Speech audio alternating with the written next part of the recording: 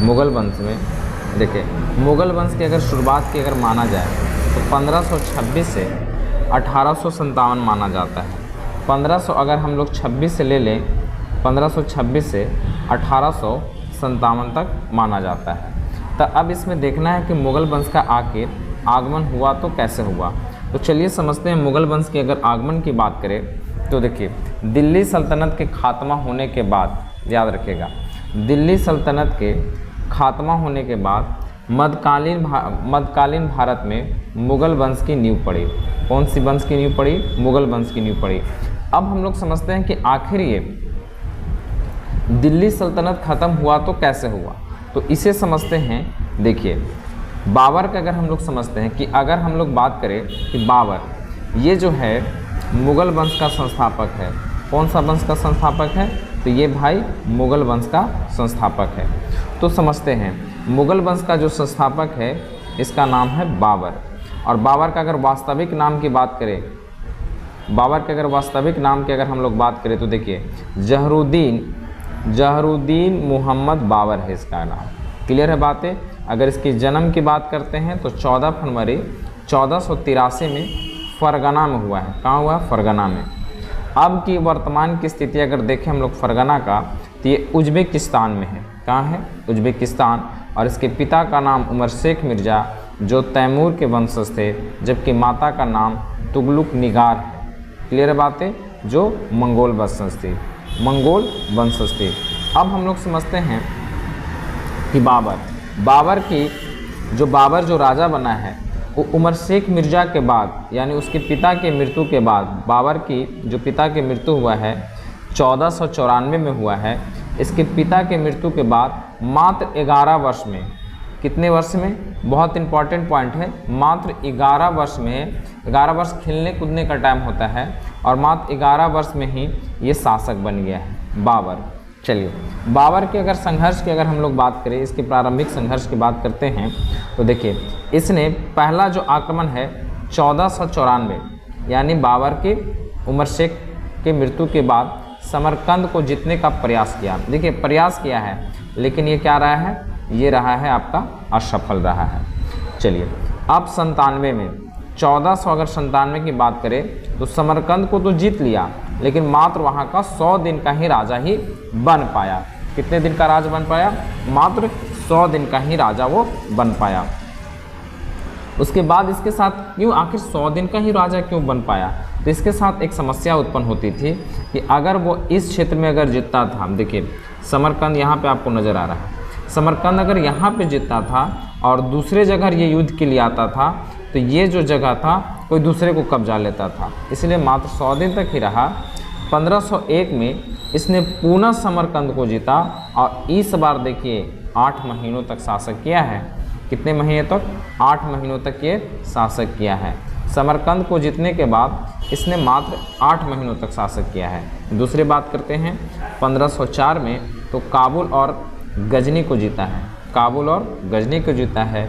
साथ में इसने पातशाही की उपाधि धारण किया, और 1511 में एक बार फिर से पुनः आक्रमण करता है समरकंद को, और 12 में ये खो देता है।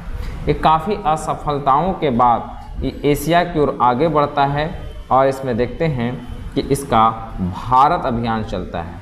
कौन सा अभियान चलता है? तो भारत अभियान अगर चलता है तो समझते हैं। 1519 में बाजोर और भेरा का एक किला है, उसको जीत चुका है बाबर भारत में। 1519 में पेशावर को जीत चुका है। देखिए, ये जब अपनी जगह पे लड़ रहा था, उसकी असफलताओं, बहुत सारी असफलताएं थी, जबकि भारत जैसा ही अभियान करता है इसकी सफलता ही सफलता हो जाती है। 1519 में बाजोर का किला, 1521 वर्ष में पेशावर, 1 साल बाद बाजोर को किला और सियालकोट को इसने अधिकार कर लिया। अब 1524 की जब बात आती है तो लाहौर सहित लगभग पंजाब के अधिकांश भागों को जीत चुका था बाबर। अब समझते हैं, बाबर सारे जीत चुका था पाकिस्तान के अधिकांश भागों को। तब इसके बीच में एक कहानी निकल के आती है, वो है कि पानीपत की प्रथम लड़ाई होती है। अब देखिए, पानीपत की प्रथम लड़ाई होने के 2 वजह थे। एक तो था कि दिल्ली सल्तनत का जो आखिरी शासक था, दिल्ली सल्तनत का जो आखिरी शासक है जिसे नाम है इब्राहिम लोदी। इब्राहिम लोदी जो है दिल्ली सल्तनत का आखिरी शासक है। तो ये है पानीपत की प्रथम युद्ध को बाबर का आमंत्रण कौन किया है? दौलत खां लोदी और इब्राहिम के चाचा जिसका नाम है आलम खां लोदी, साथ में मेवाड़ के शासक, मेवाड़ के शासक का क्या नाम है? राणा सांगा। ये देखिएगा आगे खुद ब खुद अपनी। अब समझते हैं कि पानीपत की लड़ाई में देखिए कौन कौन सा, ये बाबर जब भारत में आता है तो कौन कौन सी लड़ाई लड़ता है, तो समझते हैं। पहला लड़ाई है पानीपत, खानवा, चंदेरी और घाघरा। ये लगातार लड़ाई चला है 26, 27, 28 और 29। क्लियर है बातें? 26, 27, 28 और 29। अब हम लोग बहुत ही अच्छे तरीके से पानीपत को ही समझते हैं। तो चलिए, पानीपत का जो लड़ाई हुआ है 1526 में। अब देखिए, आखिर बाबर के पास लगभग 15,000 सैनिक थे और 20 से 24 तोपें थे, जबकि इब्राहिम लोदी के पास लगभग 80,000 से 1 लाख तक सैनिक थे, जिसमें से कम सम 1,000 हाथियाँ थी। बहुत इंपॉर्टेंट रोल निभाता है कि 1 लाख के सैनिक के आसपास होने के बावजूद भी इब्राहिम लोदी आखिर क्यों हार गया, इसकी वजह को समझिए। सबसे पहले इसके चाचा जिसका नाम था दौलत खां, इसके चाचा का नाम था दौलत खां, इसके चाचा का जो नाम था वो था दौलत खां। तो दौलत खां ने, और सॉरी इसके चाचा का नहीं, पंजाब का शासक का नाम था दौलत खां और इसके चाचा का नाम था आलम खां। इसकी दोनों की रणनीति के बावजूद ये हार जाता है, धोखा दे देते हैं। और बाबर की रणनीति देखते हैं पानीपत के युद्ध में क्या क्या रहा है। इसने युद्ध में कौन सी नीति अपनाया है? तुगलुमा, जो चंद्रकार के तोप से होता है। तोप सजाने की जो विधि थी उस्मानी विधि थी, जिसे रूमी विधि भी कहते हैं। अब इब्राहिम लोदी इसमें क्या हो गया था? पराजित हो गया था। क्लियर है बातें? अब तोप चलाने के जो नेतृत्व कर रहे थे उसका नाम था उस्ता अली और मुस्तफ़ा अली। ये 2 तुर्की अधिकारी थे, जिसमें से इब्राहिम लोदी के हराने में बहुत महत्वपूर्ण भूमिका निभाते हैं। अब आते हैं इसमें कुछ और बातें हैं। जब पानीपत की लड़ाई जब जीता था तो उसने चांदी के सिक्के बंटवाए थे, चांदी के सिक्के बटाए, इसीलिए वहाँ का जनता ने इसे कलंदर की उपाधि दिया था। कलंदर यानी दानी, समझ में आ गया? कलंदर यानी दानी की उपाधि दिया था। अब चलते हैं नेक्स्ट शासक, ये आते हैं खानवा के पास। खानवा का जो लड़ाई हुआ है 1527 में हुआ है। पानीपत की युद्ध के बाद बाबर ने निर्णय नहीं हो पाया कि वो भारत में स्थायी रूप से रहेगा या नहीं रहेगा। जैसे ही बाबर ने एक योजना बनाई और राणा सांगा ने विरोध कर दिया। राणा सांगा बुलाया तो था, लेकिन ये सोचा कि बाबर आएगा और वापस चला जाएगा। लेकिन जब बाबर यहाँ पे रहने के लिए जब ये कोशिश करता है तो इसके बीच में क्या होता है कि राणा सांगा इसका विरोध कर देते हैं, और राणा सांगा विरोध करते हैं। इसी के बीच में एक खानवा का युद्ध होता है बाबर और राणा सांगा के बीच। क्लियर बातें? बाबर और राणा सांगा के बीच युद्ध होता है। आप देखते हैं खानवा के युद्ध में क्योंकि सबसे जो दिल्ली सल्तनत का जो सबसे महत्वपूर्ण जो शासक था वो इब्राहिम लोदी था। इब्राहिम लोदी को वो हरा चुका है। अब वो अगर पूरे भारत में अगर देखा जाए सबसे मजबूत शासक के बात किया जाए तो वो अभी है खानवा। ये माने खानवा में यानी राणा सांगा।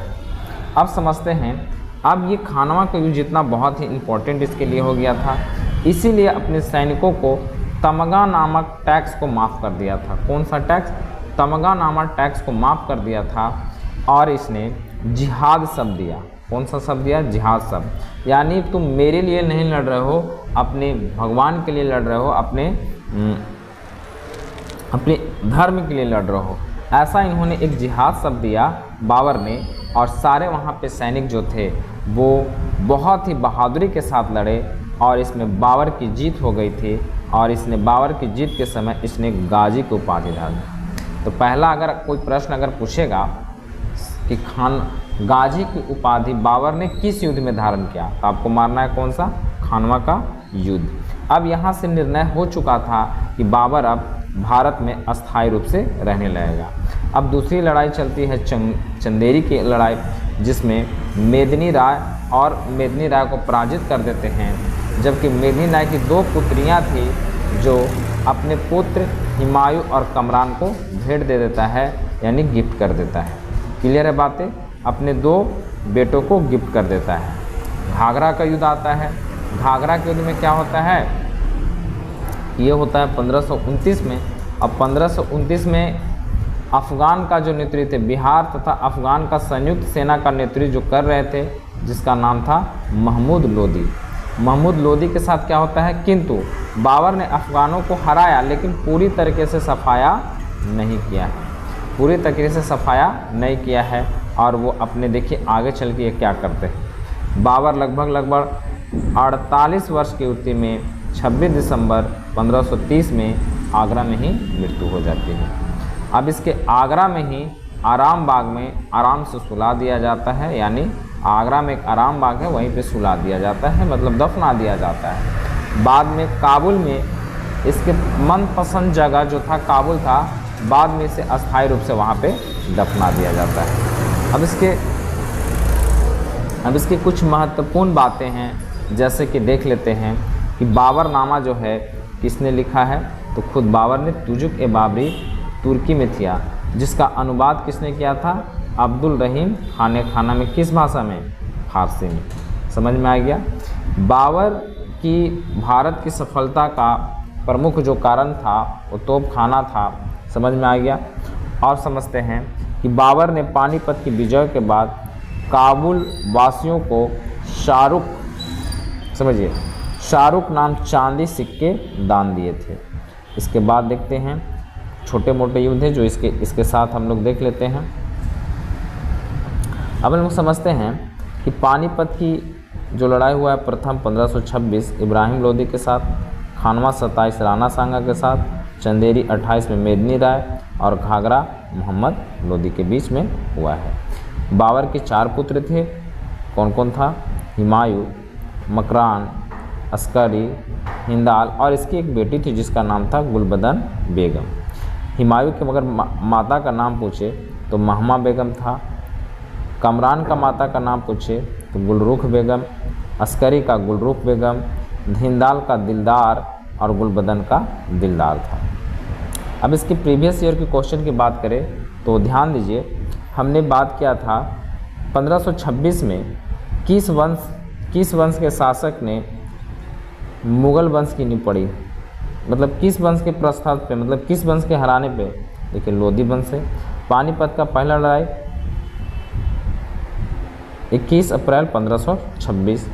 बाबर ने तुगलमका नीति 21 में पानीपत की पहली लड़ाई में। बाबर ने काबुल के चांदी के सिक्के किस नाम से चलाए थे? शाहरुख से। चलिए ये बहुत है, देखिए कहाँ पे किस एग्जाम में पूछा है।